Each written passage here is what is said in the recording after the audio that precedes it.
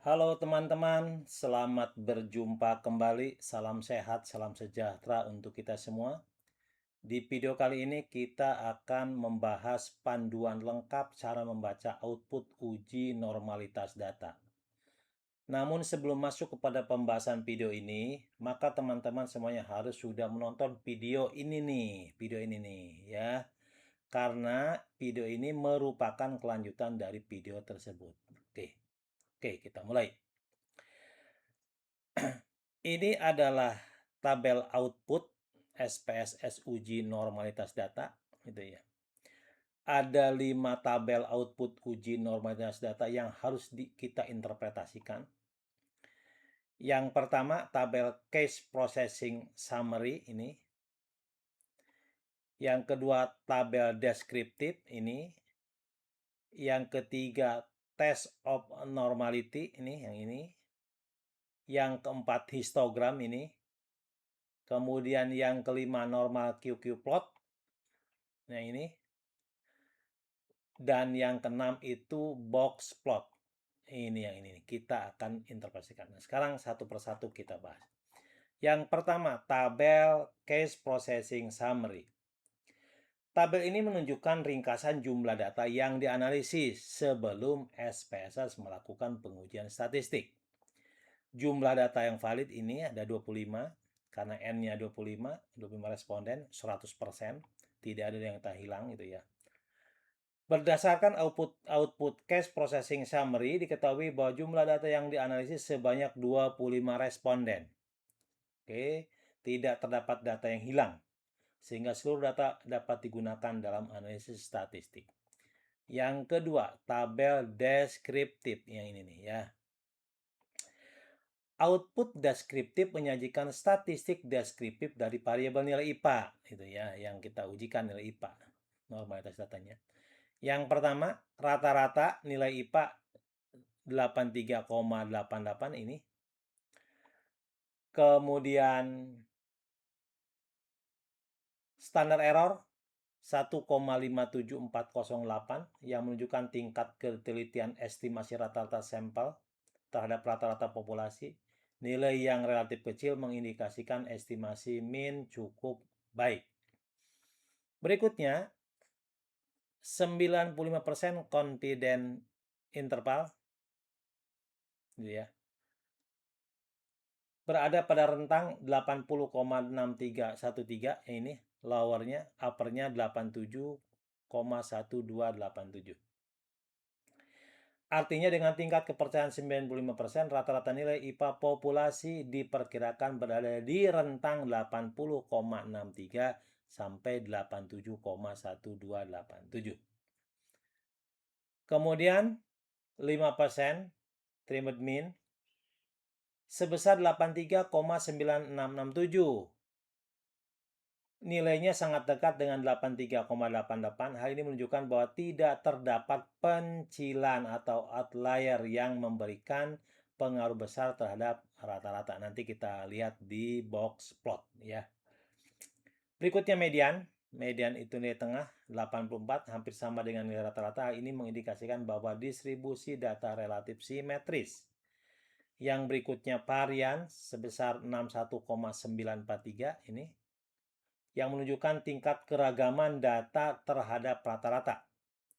Berikutnya standar deviasi sebesar 7,87041, artinya penyebaran nilai IPA dari rata-ratanya sebesar 7,87 poin. Nilai ini menunjukkan variasi data tergolong sedang. Berikutnya 8, nilai minimum 68 dan nilai maksimumnya 98. Range-nya itu 30, berarti selisih antara nilai tertinggi dan nilai terendah. Ini ya, nilai tertinggi, nilai maksimum dengan nilai minimum, range-nya 30. Berikutnya interquartile range sebesar 13 menunjukkan bahwa 50% data berada dalam rentang 13 poin di sekitar median. Berikutnya squareness sebesar min 0,113. Nilainya mendekati dengan 0. Hal ini menunjukkan bahwa distribusi data hampir simetris dengan sedikit cenderung miring ke kiri karena minus ya. Terakhir, kurtosis. Kurtosis sebesar min 0,775 menunjukkan distribusi data sedikit lebih datar dibandingkan dengan distribusi normal, tetapi masih tergolong wajar. Kesimpulan dari tabel output deskriptif ini, berdasarkan hasil analisis statistik deskriptif diperoleh rata-rata IPA sebesar 83,88 dengan standar deviasi 7,87, nilai minimum diperoleh responden 68, nilai maksimum 98, nilai median 84, nilai 84 hampir sama dengan rata-rata menunjukkan distribusi data relatif simetris. Selain itu, nilai squeness min 0,113 dan kurtosis min 0,775 mengindikasikan distribusi data mendekati distribusi normal, sehingga secara deskriptif data tidak menunjukkan penyimpangan yang berarti. Nanti normalitasnya kita lihat di tabel output berikutnya, yaitu tabel ini yang ini, test of normality. Output test of normality digunakan untuk menunjukkan apakah data nilai IPA distribusi normal atau tidak. Oke, karena jumlahnya hanya 25 ini, 25, maka itu ya. Keputusan lebih tepat didasarkan pada uji Shapiro-Wills. Kaidahnya uji Shapiro-Wills ini sama juga dengan Kolmogorov-Smirnov. Jika nilai sig atau p-value lebih besar dari 0,05, maka H0 diterima, artinya data berdistribusi normal. Sebaliknya, jika nilai sig atau p-value lebih kecil sama dengan 0,05, maka H0 ditolak atau data tidak berdistribusi normal. Sekarang kita lihat tabel output yang ini menunjukkan bahwa nilai sig Shapiro-Wills 0,961 yang ini itu ya lebih besar dari 0,05 itu ya. Ini lebih besar kan? Berarti data berdistribusi normal. Begitu juga kalau kita gunakan Kolmogorov-Smirnov. Nilai sig-nya itu 0,200, lebih besar dari 0,05. Sama keputusannya data juga memenuhi asumsi normalitas.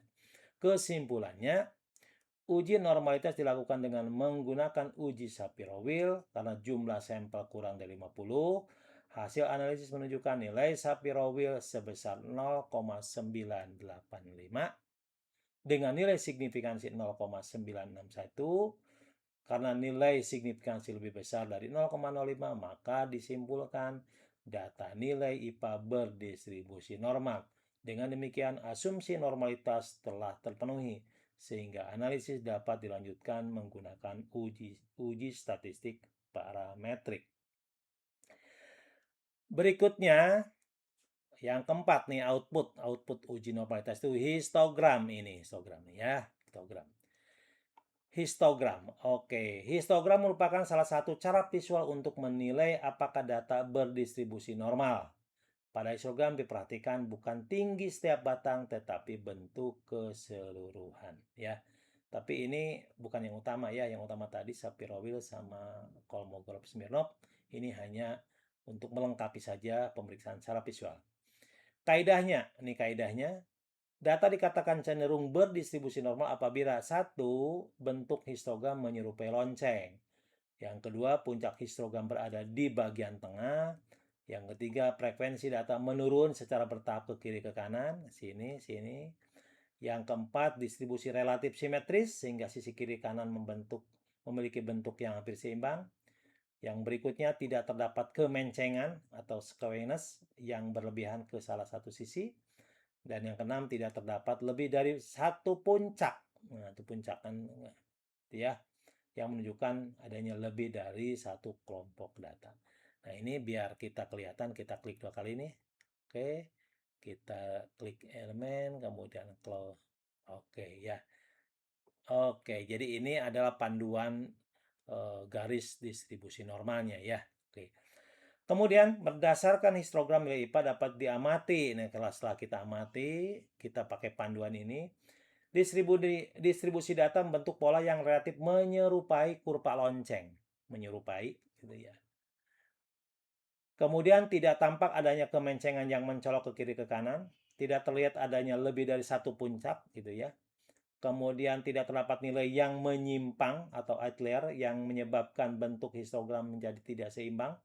Selain itu, pada histogram juga ditampilkan informasi deskriptif. Nah, ini deskriptif itu rata-ratanya 83,88, standar deviasi 7,87, jumlah ini. Kesimpulannya, berdasarkan histogram distribusi data nilai IPA tampak membentuk pola yang menyerupai lonceng, relatif simetris, tidak terlihat adanya penyimpangan yang berarti maupun pencilan ekstrim yang mempengaruhi bentuk distribusi.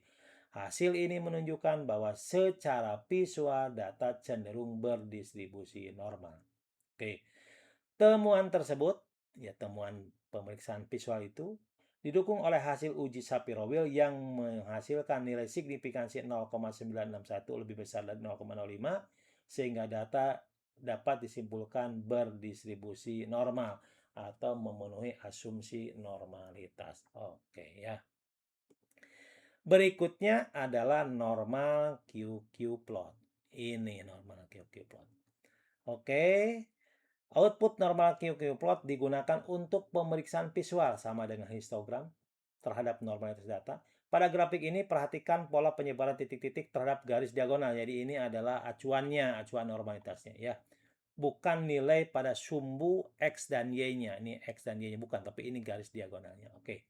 Kaidahnya, data dikatakan cenderung berdistribusi normal apabila satu titik-titik berada di sekitar garis diagonal. Ini udah kelihatan di sekitar ini nih ya.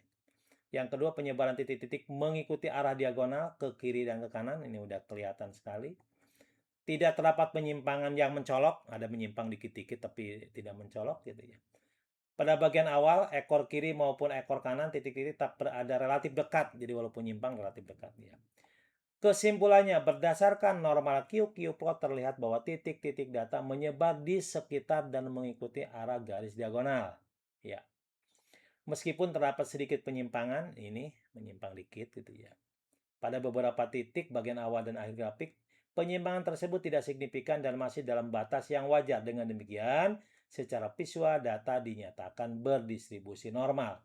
Hasil ini sejalan dengan uji Shapiro-Wilk yang menunjukkan nilai signifikansi sebesar 0,961 lebih besar dari 0,05 yang menyatakan bahwa data berdistribusi normal sehingga asumsi normalitas dinyatakan terpenuhi. Oke, berikutnya terakhir nih, ya ini adalah block box plot. Oke. Output box plot digunakan untuk mendeteksi adanya nilai pencilan. Oke, atau outlier secara visual.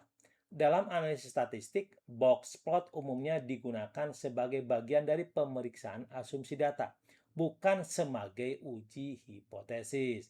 Pada output box plot di SPSS, simbol yang digunakan itu lingkaran untuk menunjukkan adanya outlier dan bintang menunjukkan yang outlier ekstrim. Oke, kita lihat sini. Oke, kaidahnya. Jika tidak terdapat outlier ekstrim, maka asumsi tidak adanya outlier ekstrim pada uji statistik terpenuhi, sehingga analisis dapat dilanjutkan. Begitu juga yang kedua, jika terdapat outlier ekstrim, peneliti perlu menelusuri penyebabnya. Apabila outlier berasal dari kesalahan input atau pengukuran, maka data dapat diperbaiki.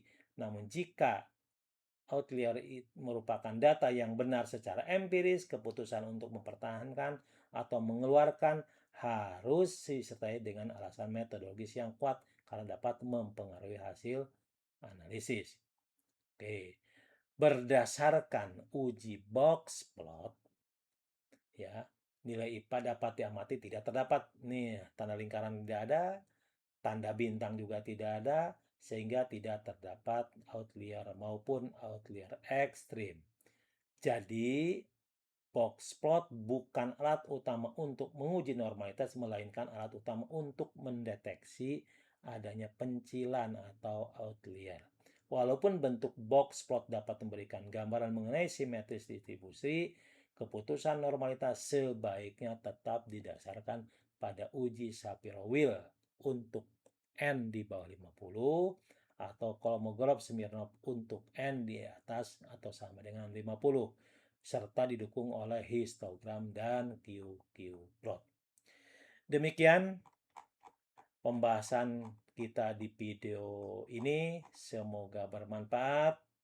Selamat mencoba dan sampai jumpa di video selanjutnya. Jangan lupa like, share, komen, dan subscribe agar channel ini dapat berkembang dan mampu menyajikan konten-konten yang bermanfaat. Wassalam.